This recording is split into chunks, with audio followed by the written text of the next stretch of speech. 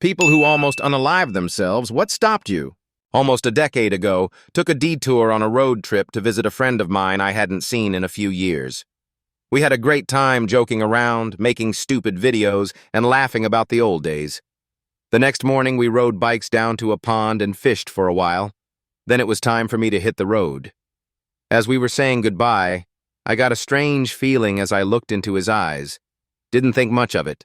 Less than 24 hours later, I get a call from his sister telling me that he offed himself.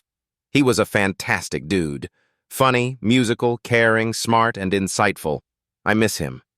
Being the last person to see him, obviously his family had questions. I spoke and emailed with his mom a lot. It was heartbreaking witnessing the pain that suicide brings to the people who love you the most.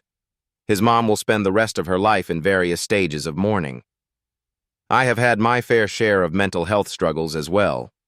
Bipolar disorder has taken me on a crazy journey where I have had the opportunity to engage with life in very unique ways.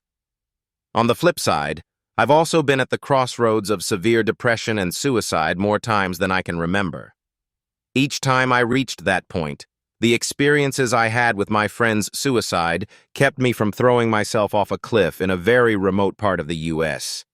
I concluded that suicide is an entirely selfish act and that I couldn't put my family and other loved ones through that.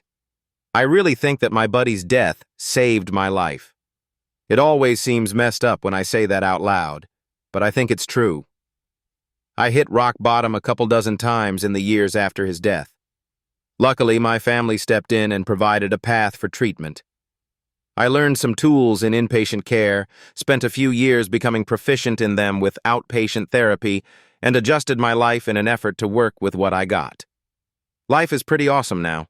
Great wife, fun hobbies, good job, fulfilling relationships, and more. I think of my friend all the time.